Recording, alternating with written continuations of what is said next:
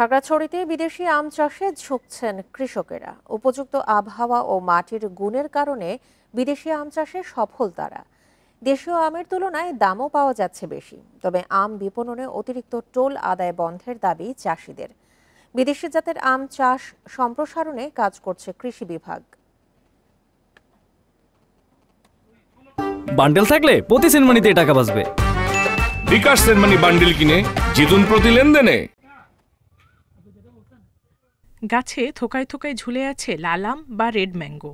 খাগড়াছড়ির পাহাড়ে ৩০ একর জমিতে American Palmer, Chiang Mai, banana mango, red lady, apple mango সহ নানা প্রজাতির আম চাষ করেছেন মংসেতু চৌধুরী। এবার ফলনও হয়েছে ভালো।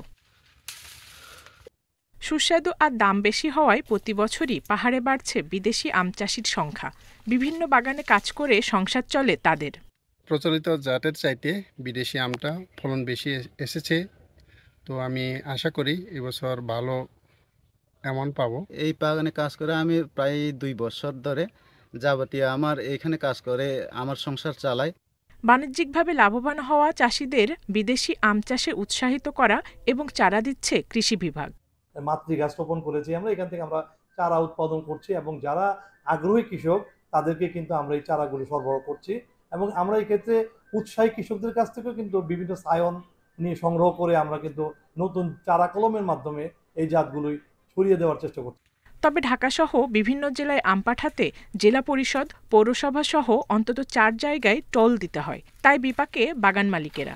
অবৈধ টোল আদায় বন্ধের দাবি তাদের। মোটামুটি 4টা পয়েন্টে সরকারি প্রতিষ্ঠানগুলোতে অবৈধভাবে টোল দিতে হতো।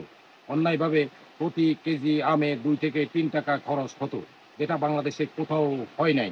এবার আশা রাখছি বর্তমান সরকারের সময়ে এই টোলটা অনেকটা সহনশীল পর্যায়ে আসবে বলে আমি আশা রাখি। চলতি মৌসুমে জেলায় 3700 হেক্টর জমিতে দেশি বিদেশি আমের চাষ হয়েছে। এর মধ্যে 260 হেক্টর জমিতে বিদেশি জাতের আমের আবাদ হয়েছে। Independent news.